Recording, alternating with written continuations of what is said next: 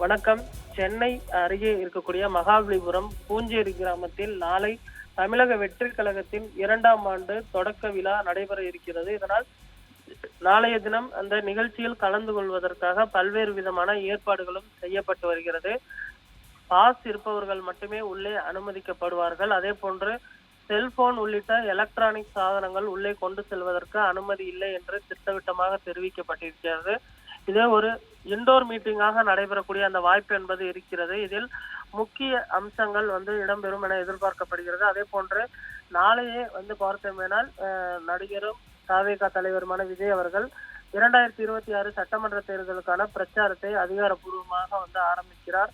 ஆனாலுமே கூட இன்னும் களத்திற்கு செல்லாத நிலையில் முதல் கட்டமாக நிர்வாகிகள் மற்றும் மாவட்ட செயலாளர்களுடன் அவர் உரையாற்றுவார் என எதிர்பார்க்கப்படுகிறது. களத்தில் பணியாற்ற வேண்டிய பணிகள் குறித்தும் தேர்தலில் எவ்வாறு நடந்து கொள்ள வேண்டும், வீடு வீடாக சென்று திண்ணை பிரச்சாரங்கள் அதே போன்று துண்டு பிரச்சாரங்கள் விநியோகிப்பது குறித்தும் இவர் உரையாற்றுவார் என எதிர்பார்க்கப்படுகிறது. நாளைய தினம் ஊடகத்தினருக்கு உள்ளே அனுமதி மறுக்கப்பட்டிருக்கிறது. அவர்கள் அந்த ஒளிப்பதிவு காட்சிகளை அவர்கள் ஊடகங்களுக்கு தருவதற்கான ஏற்பாடுகள் நடைபெற்று வருகிறது. முக்கியமான காட்சிகள் மட்டுமே ஊடகத்தினருக்கு தரப்படும். மற்ற நிர்வாகிகளுடன் பேசக்கூடிய அந்த செய்திகள் எதுவும் வெளியே தரப்படாது என்றும் திட்டவட்டமாக தெரிவிக்கப்பட்டிருக்கிறது. நாளைய தினம் அந்த துபாயை சேர்ந்த பிரைவேட் செக்யூரிட்டி ஏஜென்சியுடன் சேர்ந்து அதே மற்ற பாதுகாவலர்களும் இந்த பாதுகாப்பு பணியில் ஈடுபட்டு வருவார்கள். மகாபலிபுரம் போலீசாரிடமும் அவர் விஜய் தரப்பினர் அனுமதி கேட்டிருக்கிறார்கள். அவர்கள் அந்த பாதுகாப்பு பணிகளை தற்பொழுது மேற்கொண்டு வருகிறார்கள்.